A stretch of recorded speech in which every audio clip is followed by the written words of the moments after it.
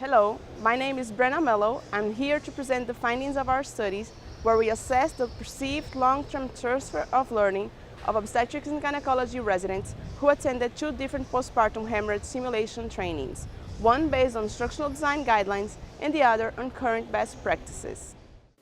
Postpartum hemorrhage, the leading cause of maternal mortality in the world, has most deaths attributed to management delays due to compromising both team communication and situational awareness.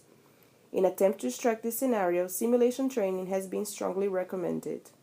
Instructional design guidelines derive from sound learning theories and aim at optimizing training effectiveness.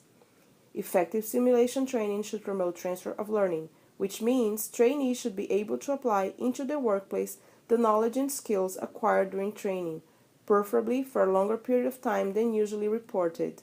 In this study, we conducted semi-structured interviews with residents 2 years after they attended one of the two postpartum hemorrhage simulation trainings to explore their perceived transfer. The two simulation formats differed with regard to the number of steps and instructional design elements. All interviews were audio recorded and transcribed. The interview guide was derived from Baldwin and Ford's training transfer model. Transcript readers used thematic analysis steps and agreed on the following findings. For both simulation formats, residents perceived long-term transfer effects. They acknowledged postpartum hemorrhage great relevance as a training content and being motivated to attend the training.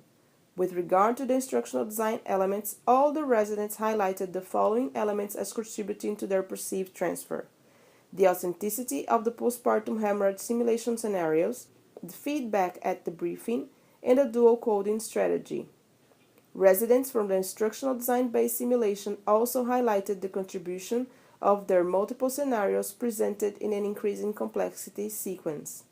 In the comparison of perceived long-term transfer according to simulation formats, the ID residents perceived better communication skills and better overall situational awareness. In conclusion, postpartum hemorrhage simulation training based on instructional design guidelines lead to better perceived long-term transfer of learning of essential skills in the management of postpartum hemorrhage, communication and situational awareness.